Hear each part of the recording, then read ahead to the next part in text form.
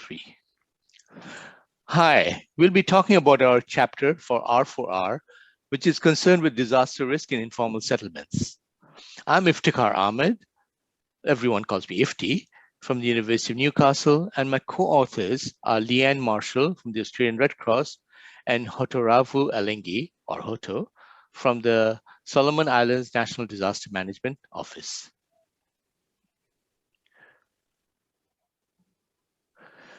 Now, looking at the Pacific region, there's a need for evidence on how to build resilience to floods in informal settlements. Given the paucity of local building guidelines specifically for informal settlements and the ineffectiveness of relocation projects, the risk reduction approach, we have chosen to focus on an in situ upgrading approach. We are concerned with housing, not emergency shelter, not the typical humanitarian approach of temporary and transitional shelter provision after disasters, but an anticipatory and long-term disaster risk reduction approach that can reduce the demand for humanitarian assistance. Now, we all know the impacts of disasters in informal settlements throughout the world. Floods in particular, due to climate change, present a serious challenge to the urban poor worldwide, and also in the Pacific Island nations. Cities here are growing rapidly, such as in the Solomon Islands, where a large proportion of the people in the capital, Honiara, live in informal settlements. We have chosen to explore in situ upgrading options for building flood resilience because of its potential for social inclusion and maintaining livelihoods and social capital instead of relocation resettlement with the associated negative outcomes. Next. The impacts of frequent occurrence of floods has an adverse impact to informal settlements in Honiara. The impacts are exacerbated by the vulnerability of materials used and without resilient construction guidelines. Informal housings are growing in a much faster rate and will persist over a long time. In 2014 floods, April Ridge relocation project has huge gap with regards to build resiliency and sustainability. The rapid growth and densification creates a multifaceted risk in informal settlements. There is limited land use and planning and lack of building standards control in informal settlements. Although there are building codes, they are not easily accessible, and there is lack of capacity to monitor those codes. Land tenure system in Honiara informal settlements is a complex process with diverse arrangements. Mixed construction type housing is not recognized, provision for floods not included in the building codes and even in the building ordinance. Next. In this picture, it portrays some of these issues that has been mentioned earlier. Next.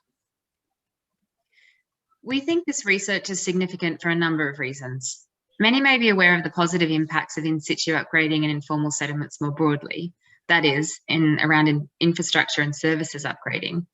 But there's very little evidence around in situ upgrading of housing, and therefore little evidence on how this might contribute to disaster resilience. What work exists around informal housing looks at the impacts of rapid onset disasters such as earthquakes, but there's not a lot around floods. And we think that floods with their persistent, regular and cumulative impacts are worth investigating, particularly as climate change and rapid urbanisation are contributing to more unpredictable and severe flooding events in many places. The other point of note is that much of the existing work around these issues has been done outside of the Pacific region. And given the particular ways of building and living in the Pacific, we think that it is worthy of investigation. Honiara, with some of the most densely populated informal settlements in the region and where there is serious and persistent flood impacts, is a valuable example. Next. We know that there are a diversity of approaches to managing disaster risk in informal settlements. And within Honiara itself, this has also included relocation projects as referred to by Hoto previously. But given the growing evidence around the importance of looking for alternatives to relocation, especially in lower risk situations, because of the many and varied positives for people to be able to stay in place, this is an important issue for us. Next. Now, given this background and context, we pose a main research question, and I'll read it out. Does in situ upgrading of housing in informal settlements offer an opportunity for flood resilience in the Pacific region? And if so, how?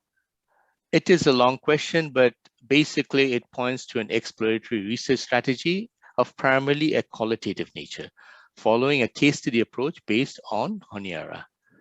And linked to this question, a number of sub-questions are framed, which are concerned with developing an investigative framework, which will enable understanding the barriers and opportunities to upgrading in informal settlements from the perspectives of different local stakeholders in Honiara, and also to explore the potential for wider applicability of this research beyond the Solomon Islands and other Pacific Island countries, and perhaps elsewhere in the global South. So these research questions, as mentioned, correspondingly inform the main phases of research activities that include, firstly, a literature review, which will allow developing the investigation framework comprised of participatory data collection tools, and then conducting the field investigations using various methods, such as interviews, focus group discussions, and community meetings. These two phases will eventually enable assessing whether and how the findings of the research can have wider applicability in terms of upscaling to a large multi-country project. Next. The reason that we have gone with a case study approach is that this location-based approach will allow us to explore the research problem in detail, while also offering a contextual understanding of a particular Pacific city. And as Ifti has mentioned, we'll hopefully then be able to offer many lessons, both across the Pacific region, but also beyond. As is typical in any case study research, the lessons for other contexts will be primarily qualitative in nature. However, it will be important for us to collect some quantitative data, such as cost of building materials and construction, dimensions, spaces, and engagement with the housing market. This is all important for the wider analysis. All the data should be subjected to a thematic analysis to identify key themes that can inform those recommendations for achieving resilience, as well as identifying opportunities and barriers related to in situ housing upgrading more broadly. Next. Based on existing city-level risk assessments, the research should explore areas with the highest flood risk and develop detailed community profiles, localized risk assessments, and building audits for detailed documentation. A multi-hazard approach will need to be explored. Again, will be informed by localized risk assessments. These local assessments will inform the feasibility to retrofit existing housing in informal settlements and understand the opportunity for a wider replication. A participatory community-based approach will be explored for in situ upgrading, utilizing the existing community development committees. And lastly, exploring financial initiatives such as microcredits for in situ upgrading can be an opportunity to support improvement for informal settlements. Next. What we're hoping with this research is that we're able to demonstrate if and how in situ housing upgrading may be able to contribute to dealing with floods in informal settlements, and potentially also looking at rural communities who can also confront these hazards. We hope it's the first step in identifying the barriers and opportunities of such an approach in a context where efforts to date have largely been ad hoc and without support from either agencies or governments. The research could also potentially contribute to future building guidelines in the particular case of the Solomon Islands. This location is where guidelines are currently based on those from other countries such as Australia and New Zealand, and therefore they don't really respond to the contextual realities of the place, and nor do they address informal settlements. We have seen examples of such localized building guidelines developed in Asia, such as a grey building handbook that can support informal sector builders and provide options for safer building practices. Next. So this research is expected to be conducted by the University of Newcastle and the Red Cross from Australia in partnership with government bodies in the Solomon Islands, importantly, the National Disaster Management Office and local NGOs, especially the Red Cross Society there. We will seek the technical support of Tonkin and Taylor from New Zealand, who have undertaken extensive work on flood risk assessment in the Solomon Islands. So if you have any questions or comments, please feel free to contact me.